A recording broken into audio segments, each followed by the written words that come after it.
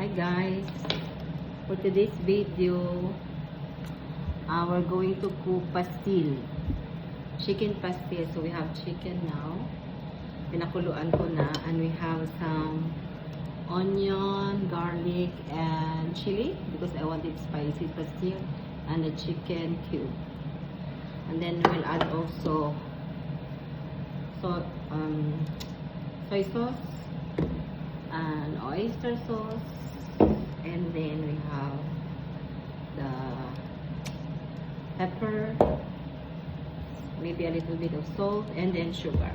So I'm using olive oil and sunflower combination oil. So let's put that abundantly.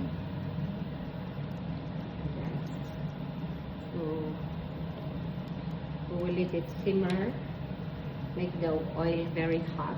I hope my oil is enough. Now we're going to start. First,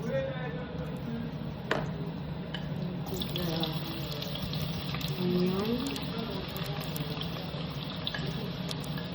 and the garlic.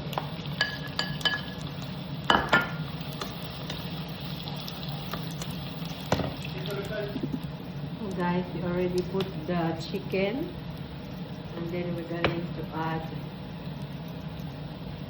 our soya sauce,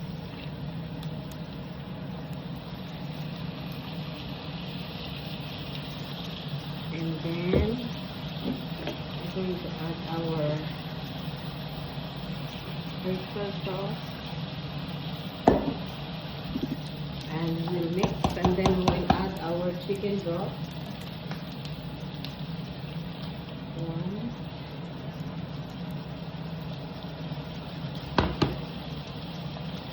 2, 3.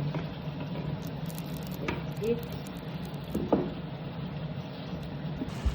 Almost done, guys. My chicken pastil. Almost done.